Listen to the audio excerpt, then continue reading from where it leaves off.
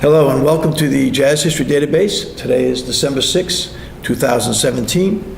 My name is Professor Rich Falco. I'm Director of Jazz Studies at WPI, Worcester Polytechnic Institute in Worcester, Mass., and founder and director of the Jazz History Database. We're very pleased to have our distinguished guest today, Professor Anthony Agostinelli. He's the author of The Newport Jazz Festival, Rhode Island, 1954 to 1971. Professor Agostinelli is a former board member of the New England Jazz Alliance, and here at WPI we have the New England Jazz Hall of Fame, part of which is right behind Professor Agostinelli. And he's also served on the faculties of Salve Regina University and Roger Williams College. Professor Agostinelli is an internationally known scholar on the music and life of big band directors Stan Kenton and Woody Herman, as well as trumpet player Don Ellis. Aside from playing several instruments, he is a jazz photographer, former radio host, and currently hosts and produces the TV show Jazz Bash. And he's done all this in one lifetime. So please welcome to the Jazz History Database, Tony Agostinelli. Don't applause, you may not be happy after it's all over, you know? Wait until later.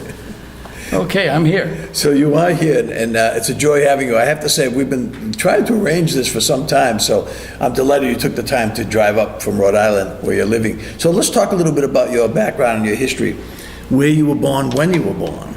I was born in 1933 in Providence, Rhode Island. Mm-hmm. I'll be 84 in, 11 days. Wow. And I'm still at it, as they say. Yeah. I teach a course at Salve Regina College to a group called a Circle of Scholars, who are people who are devoted to lifelong learning. And I'm on the Leadership Council, and I decide upon the proposals with others who will offer courses. We offer about 31 courses a semester. We have 600 in the circle, and it's part of the continuing education group of Salve Regina University. That's wonderful. For years, I've kept busy from the time I was a child. They said I probably was an attention deficit child, but in those days, in the 1930s, I did not lack for attention, and I gave everybody a run for their money. I was told I fell in love with my kindergarten teacher because she played piano, and I would play piano with her in my kindergarten class. Well, let's talk about this. Are you from a musical family? My father was an accordion player, and my mother was not musical, but she had a lovely voice. My grandfather was a poet. I see. And he wrote poetry, read poetry as I was growing up, and he would be sitting for us. He would read us poems in Italian. This is your paternal or maternal? The paternal grandfather. Paternal, yeah. My maternal grandfather passed away in 1935, so I was only 2 years old at the time. So, yes, it was a musical family. I had cousins who played music. My godfather was he had lost one of his fingers, but he was a fiddle player. And he played not only the Italian songs, but he played mean jazz. Yeah. I had a cousin who lived two doors away who played guitar. Whenever we had an outing or a family gathering, there was music involved. Whether it was guitar or whether it was an uncle who does now what the a cappella people are doing. He does. He used to make those sounds, and he provided the rhythm to what was going on. And this was back in the early 1930s. So there was music all around.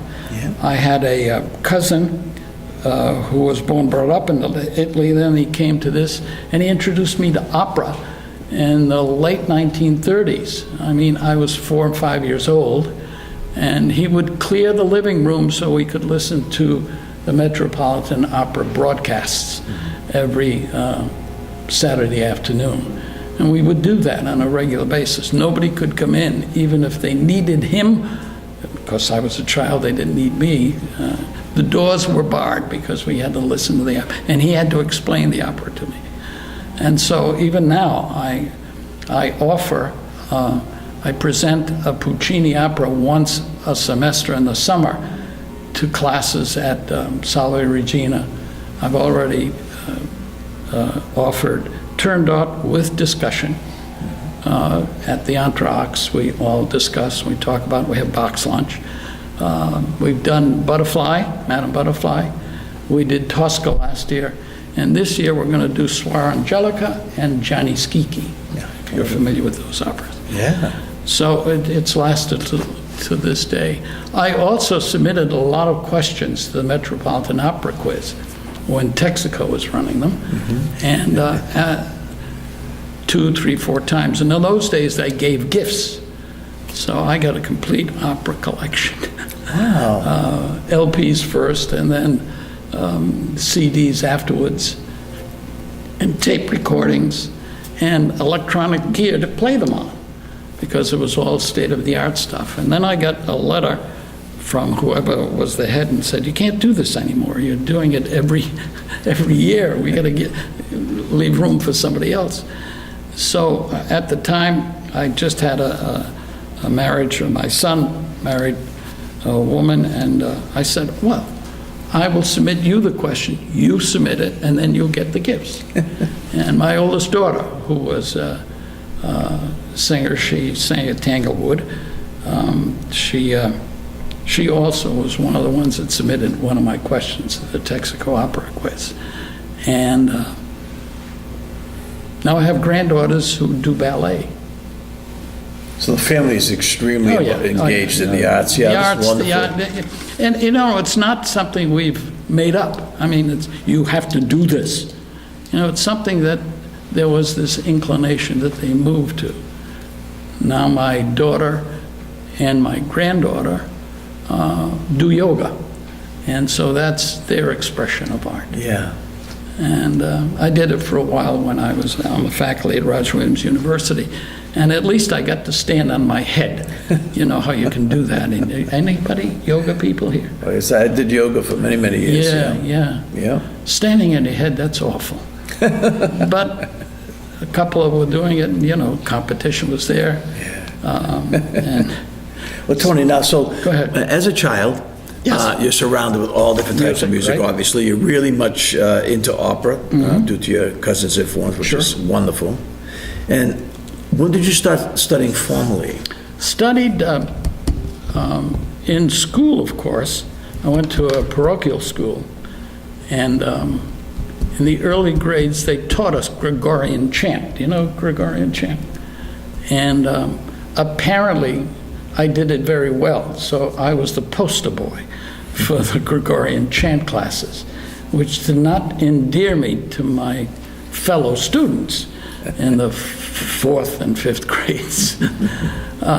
So I studied with the nuns, the Sisters of Notre Dame de Namur, if you know that. They're teaching nuns. They're very good at what they're doing. Then my father was an accordionist, introduced me to a fellow accordionist who started teaching me lessons. We began by learning the rudimentaries of playing an accordion, but I just wasn't playing polka music, and I just wasn't playing Italian music. I was being taught classical music. And what was your teacher's name? Vin D'Alessio. He himself had been in vaudeville for many years. Vin and Dale. They were on the Keith circuit. Yeah. And he taught me how to play music, and he did not want me to fall into the trap of just being a performer on the stage. So he taught me classical music. And of course, he would also bring in, as a bonus, the pop music of the day. And that was, it started maybe 1942. I was 1933, 9 years old, 9 or 10 years old, I began studying. And for a while there, I was a member of what was known as the Chopin Juvenile Club. Now, it was run by a classical teacher. What was her last name? It'll come to me. And they were all classical violinists, classical pianists, ballerinas, and whatever instrument they were dedicated to classical music. And here, this small kid, I was that small. If you see a picture of me, you'll see how small I was, playing classical music behind this big accordion. Bach, fugues, some classical music that had been written for the accordion. And so I did that for a number of years, too. I was an oddity that way. How did you find your way into the language of jazz, which is a very, very different path for most folks? Interesting. In 1942 and 1943, we didn't have television. We had radio. And we had a major, my father was an electrical contractor, so we had a big Falco. And he had wired the Falco speakers into different places in the house. So whenever the news was on, I listened to the Second World War on this Falco radio. And so when we would go to bed at night, we had also a little super het radio. Arvin was the name of it, I can remember that. And we would put it between our bedrooms so we can listen to the Bob Hope radio shows. From everywhere the war was being fought, he was there. Well, in 1943 and 1944, the band that was playing for Bob Hope at the time was the Stan Kenton Orchestra. He played from September of 43 to, I think it was June of 1944, when VE Day Victory in Europe was announced.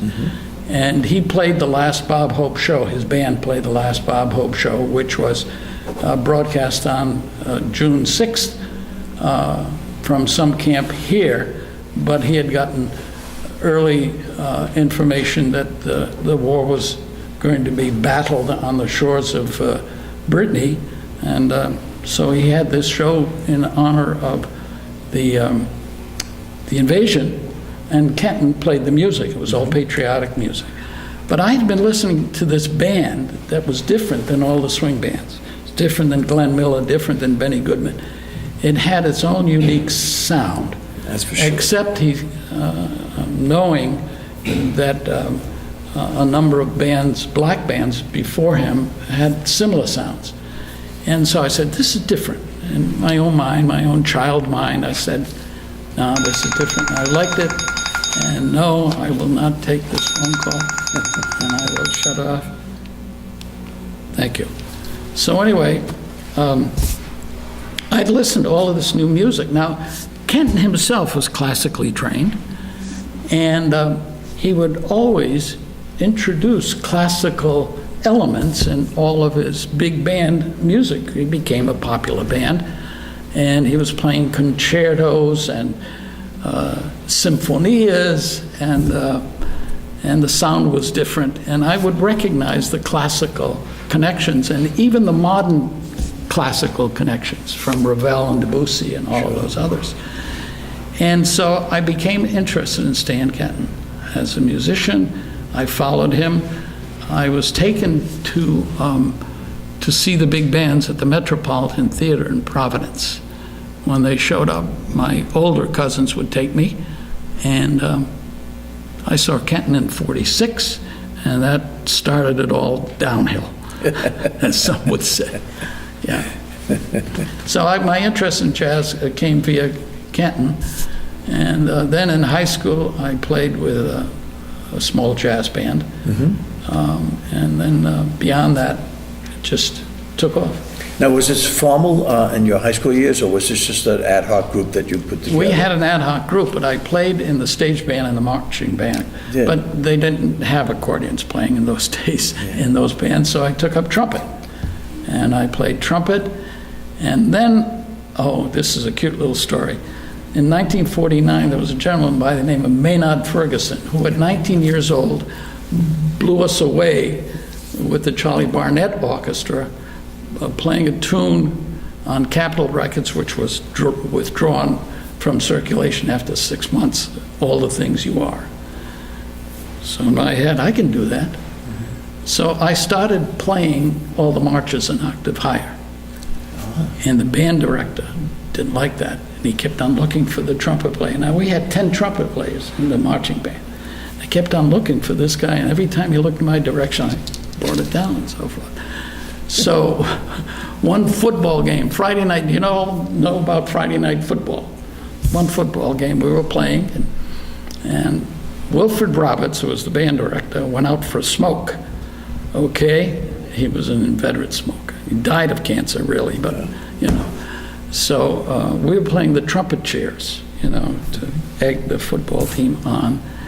And I'm up in the back, and Wilfred Roberts wasn't there, so I was playing the trumpet chairs an octave higher with the rest of the trumpet players. And I felt an arm on my shoulder.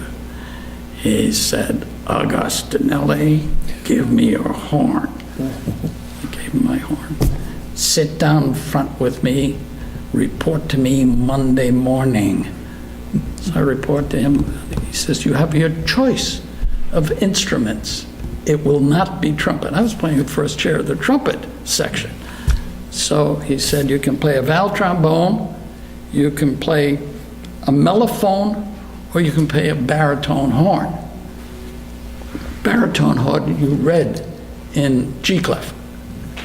The mellophone was in another key, and the valve trombone we had to read bass clef. So I took the easiest way out. I went for the baritone horn.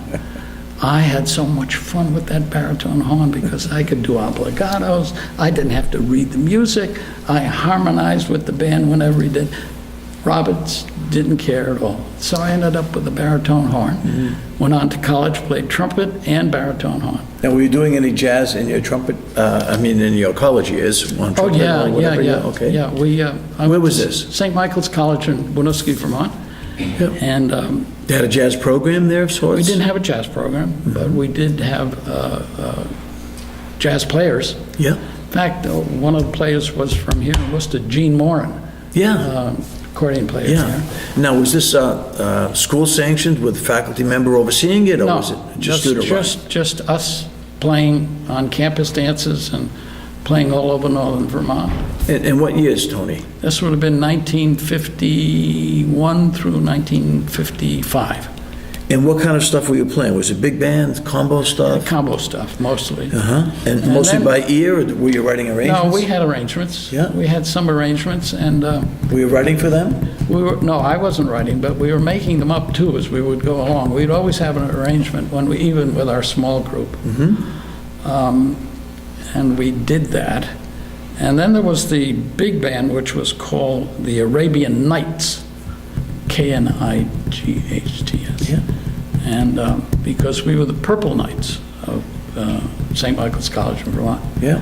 And though we did stock arrangements, and there Sure. was one or two of us who, made some arrangements for the big band. But for the most part, with the big band, it still would have been dance literature that you guys were doing. Mostly dance, stocks. and one or two jazz things. Yeah. Yeah. But the small combo, I'm curious about that. Was that where you started to pick up some of the improvisational language? No, the improvisational language I was picking up in high school because I was playing with a group called the Bert Peters and his orchestra. What was it again? Bert Peters. Bert His name Peters. was Peter Bertani, but he changed. And I worked with him an awful lot. And he had to read, so he wrote everything out. And all I had to do was know the chords and the melody, and then we'd all take solos as the usual. And Yeah. I would improvise. Now, what kind of venues were you playing at that time with that group, the high school years? I'm just curious to see if they were... Weddings, Yeah. showers, dances, bar mitzvahs. And once we also played Dixieland jazz in church for a jazz musician who died. But for the most part, it was arrangements, but you were able to improvise. Oh, yeah. Yeah. Yeah, and even, a lot of commercial gigs, people don't recognize how many musicians were really able to stretch out and solo. Oh, sure. Yeah. I have a cute little story when I came back from the Air Force, and I played a lot in the Air Force. And what years was that? That would have been 1956 to 1959. Okay. You were in the Air Force Band? No. We played, I was an Air Force officer. I studied ROTC. I see, and yeah. These were kicks bands. And what we did is we played the same kind of repertoire. In fact, I worked with Tony Finelli, who was from here. Yeah. He had a big band in Oklahoma. Yep. And a lot of musicians that worked with him. In fact, I learned to play country swing, or Texas swing at the time we knew it. Yeah. And I was much in demand as an accordion player because you could really stretch out playing Texas swing. Sure. I mean, you could sound like the Basie band, Right. but you could be moaning over your departed wife because she left with your best friend. And before shooting you, you did that, but you could really stretch out country swing. Yeah. Yeah. So I did that, and my improvisational stuff started in high school. Yeah. And I think just that I was crazy enough to do the octave higher marching band stuff. And then when you'd get up there, of course, you'd slip all over the place, and you had to make it sound good, so you fooled around with the note. Yeah, playing around. Yeah. So once you're out of the Air Force, how'd you get back into music full time? I came back, joined the union, because I didn't need to be in the union. Sure. In the Air Force, part-time while I was in the Air Force, I taught accordion players in the local town that was connected to the Air Force base I was assigned to. I did that. And when I came back, I just looked around for friends who I had left from high school and see that some of them were playing, some of them were not, but they had not advanced that much. And I found a gentleman who was a school director, I think in the Warwick Public Schools. His name was Horace Magnan. Horace was the director of the music program at a high school. Warwick. Warwick, I think it was. Okay. Don't really pin me down on that. Yeah, that's right. And he sang, he played bass, and he would be able to bring together one to several musicians. And so somebody told me to call him. I called him. He came out and listened to me play. And so I'd learned a lot of progressive chords the guitar players taught me. And so he was very happy about those chords that I was using. And he said, come on. So I worked with him for about 2 or 3 years as a union musician. Yeah. And then I dropped the music because at the time I was working full-time, and I was asked to go on the staff of the governor of the state of Rhode Island. And I felt it would be inappropriate for me to be out there gigging and still representing the governor of the state of Rhode Island. So that's when I really stopped playing. Let's get into this other area too. I'm curious, you did jazz radio, I know. Yes. And also I want to talk with you about your photography and about Kenton. I mean, we've got lots of topics that we can hit. Yeah. Are you doing all right here? Yeah, rest of the day. Are you going to sleep? I mean, is this interesting? Yeah. When did you start on radio? And was it a jazz show specifically? No, it wasn't. When I was in high school, there was an Italian professor by the name of Danilo Scotti at Providence College. A cousin of mine was friendly with him, studied under him, introduced me, and we would become socially involved. And he would have a Saturday morning Italian radio program in Providence. And occasionally he would invite me just to be there, part of the scenery, and say a few things, that sort of thing. So when he heard that I was going to be in the service, and one of my temporary duty assignments was just outside of San Francisco, he said to me, "Mastandor," Master Antonio, "Mastandor," he said, "when you go there," he says, "I have a friend. He makes chocolates. oh, what's his name? He said, would you interview him? I said, sure, I'll be very happy. His name was Ghirardelli. Do you know the name? The chocolatier, Sure. whose family then made the first big mall in the center of San Francisco. So I said, yeah, I'll interview him. So I had an echo tape reel-to-reel recording. One Saturday, I called him on the telephone. He said, come on over. So I went over, had the reel-to-reel tape recorder, and we were all dressed in our, like this. And I went in to his office, and he was still just a chocolatier, but a very famous chocolatier at the time. And I interviewed him to send back to Daniele Scotti. As I walked in, there's this other gentleman there. He said, this is my banker friend. He's going to sit here, and you can talk with him too if you'd like. I said, does Dr. Scotti know him? He would know the name. Anthony Giannini. Do you know the name? Mm-hmm. Bank of America. Yeah. He was the organizer of the Bank of America, which was organized for Italian immigrants in the California coast, mostly the fishermen who had done their job. And of course, it became big and big and big, and we all know. So I have an interview somewhere in Scotty's position, in his archives. Archive, yeah. Of this interview that I did for radio with Ghirardelli before he was that well known, and Anthony Giannini, who was the Italian banker. So that's a side story. That's interesting, yeah. Okay. What were you doing? Did you have a regular radio show at one time? I had several over the years. Yeah. Let's see, when I came back, I did a Saturday night big band bash during the 1970s. Okay. At W something something in Newport, Rhode Island, every Saturday night. And it was a big band thing. Okay. And we played everything. There was an engineer on duty. I didn't have to learn the board at that time. Yep. And I did this 2 hours every Saturday night. And for how long did that last? That lasted for about a year and a half until they started broadcasting basketball. Okay. And so that went off the air. But in the meantime, I was given a recommendation to WARA in Attleboro that needed to do a 3-hour fill on a Saturday night. Was it jazz again? I played mostly big band stuff and mostly 40s music. Yeah. I learned the board, I got my license, I got, I had to do the weather, I had to do everything. Sure. And I did that for 3 hours.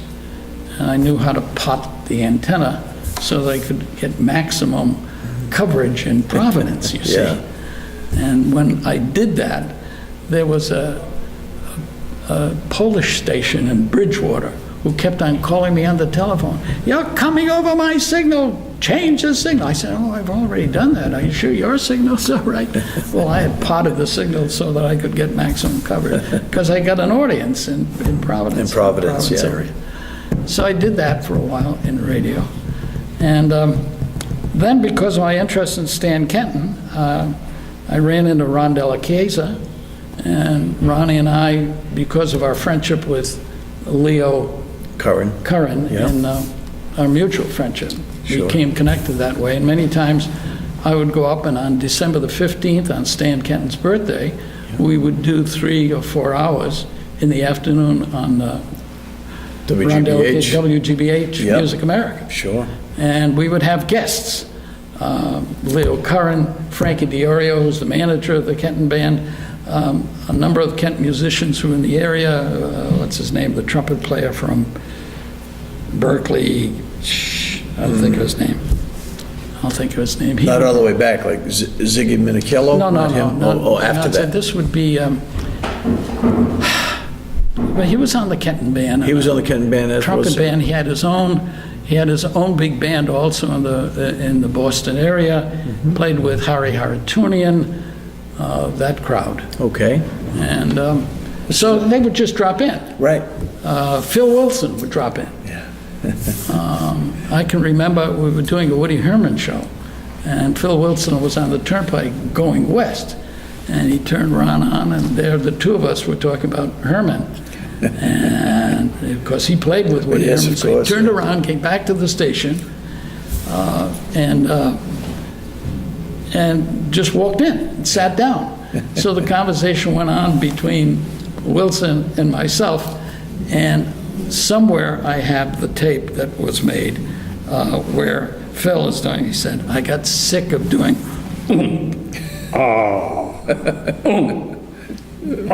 So when he was doing that, I went, doo, doo, doo, doo, doo, doo, you know. So we have this crazy, the two of us singing Woody Herman's theme song on WGBA. He was a lot of fun, actually. You know, Yeah. I had him when I was an undergrad at Berkeley. In fact, I had a few courses with Phil. Yeah.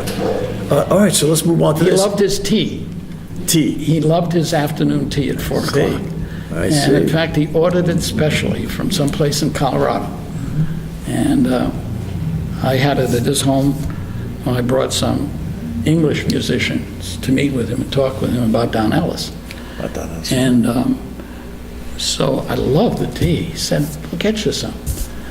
So sure enough, his local tea man in Belmont called me on the telephone. I have a package here for you from Colorado. So I said, how much is it going to cost me? And he said, nothing. Phil has paid for it. This huge bag of this very special tea that was made specifically for Phil. So anyway, That's cool. Sorry for the side story. The That's good life. stories. That's life. No drugs, you know. So Kenton, I mean, you really got into Kenton very, very heavily. Yeah. So talk a little bit about the archives that you're associated with, because I know that there are Okay. a couple. Well, first of all, I started a newsletter. And the reason why I started a newsletter, because of my interest in Kenton, we would do the Kenton programs with Ron Della Casa. And of course, I became known all over the Northeast. And what was the name of the newsletter? The name of the newsletter was called The Network. That's right. Now, I purposely did that so that I wouldn't use the Kenton name and trade on his image or likeness or name. Yeah. And so we called it The Network, and it started out as a legal-sized, folded 4-pager. And what I would do is I would write little notes about Kenton and where Kenton was playing in the area. And then what would happen, and I had maybe 10 or 15 people, it started to grow. It ended up 1,950 circulation, Wow. a freebie. I relied on people sending me stamps and money.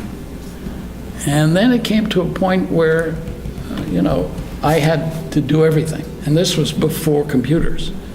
So we didn't have any of this on computer. Mm-hmm. And so I came up with probably about 30 issues. About 3/4 of them now are on this website. Which website? Terry Vosbein, it's called All Things Kenton on the web, where he has a complete collection of listings of all of the Kenton arrangements that were in the book, material on all of the major composers, and he's little by little putting in the composers and the arrangers. He's getting help from a number of people Sure. who are Kenton aficionados. And pictures. He also has a lot of off-air recordings, which you can listen to for free. Yeah, wonderful. A lot of pictures. And from time to time, he'll put up a Kenton orchestration. And I've already given him some that some of the Kenton people have given to me that they, in their own handwriting before they were published. Yeah. And so I've given them over to him. That's wonderful. As you and I discussed earlier, we have quite a bit of Kenton material here, not only from Leo Curran's family, Yeah. Wonderful photos and all of that, a lot of memorabilia, airline tickets. Oh, yeah. Where we tell you the height of the plane and the cabin temperature. It was just wonderful. Aeroplane tickets, just wonderful. Oh, yeah. Really nice little memorabilia Well, Leo pieces. and I were dear friends. Yeah. Leo, Bill Russo, Yes, Bill, yeah, wonderful, and, gee. and I were good friends. And Yeah. in fact, at his testimonial that was held off of Route, when it was called 128, forget what the name of the place was. But Bill Russo, myself, Ron Delicasa, and several other people, organized this thing for Leo. Yeah. And he said, I'm going to buy a car with the money that's raised here. Leo was blind. Yeah, absolutely blind. He couldn't drive, Yeah. but he was going to buy a car. He said, Yeah. well, other people will drive it for me. And then what happened, he got connected with a guy that knew something about his eye problem and repaired his vision. And because the revision went bad because he had a steel plate put in his head Yeah. when they did some operating on him. But, in the end, he was driving, and he had leg braces. which he had Right, to- I recall, And yeah. a lot of times he had to be pushed around, but Yeah. then he shed those too. Yeah. And he just used a cane. Just a cane, exactly, yeah. So Yeah. at the end, he was quite lucid. Yeah, and I met Leo, of course, through the, New England Jazz Alliance, actually, is where we really first connected. I was going to tell you, too, that I've got quite a bit of material from Boots Mazzuli's family. The sisters gave to us quite a bit of material that's and related to Stan Kenton as well, so Yeah, yeah. I'll certainly be in touch with this archive. And I've got as much, Yeah. or different. Yeah. Let's put it that way. Yeah, wonderful. Now, a little bit about Jazz Bash. Let's talk about that. Jazz Bash. When did you start that, and how many episodes? About 15 years ago. How long? 15 years Wow. ago. And when you're doing a show, what's the format generally? Is it live Format- performance, interviews, or what have you got? All of that. All of that. So what I do is we do some head talking, but so it won't get boring, I usually play a video that's broadcast that might have something to do with the person I'm interviewing. I see. Maybe the same instrumental, or the same kind of an instrumentalist, not the same instrumental. And we would talk, and I'd say, now I'd like to show you this. And boom, we put that on, and then it's over, and then we talk about it. I see. And then, by that kind of talk, then I move it in such a way that we get back to him Yeah. or her Yeah. and her playing. Did they learn from so-and-so? Right. But then it's all about them. Sure. But there's that transition. So the thing is twofold. The first thing is to have people see jazz on television, which is, there's a dearth of it, really, except at fundraising times when they do this big band crap, which is mostly pop music from the 1940s. Sure. And I'm sorry I use that word, but it's candy cane jazz. Sure. It's jazz, and it was the popular music, and it was the swing music of the area, but it's fluff. It's a lot of fluff, candy, stuff like that. Sure. And only a few of the bands knew how to really eke jazz music out of them, and you don't see them that often. That's right. Very true. That often. Yeah. So anyway, That's a nice format, though. yeah, it's a great format. That's the format that I have. And did these shows air once a week? Usually once a month. Once a month. Yeah. Aired 4 times a week. They still do. 2 locally on Aquidneck Island, and then 2 on different dates on the rest of Rhode Island. Yeah. And they're both different. So I've worked it. Now I've been doing some reruns because it's been difficult with my moving. I was in the hospital for a while. I see. And so I couldn't do it as much as I did. Well, I must say, we're really excited to be getting these And we from got you. about, I think we've got about 200 200. in the can. Wow. And the names are legion. Yeah. Well, Tony, I have to say, these are priceless, and it's wonderful to look back. We have some TV shows that are quite old, actually, beyond even 15 years, and to see an artist in that period of their life and then see them where they are currently, it's really wonderful. It's a excellent tool for researchers, of Yeah. course, but it locks down a particular period and the language structure of that person in that time frame. Yes. You know?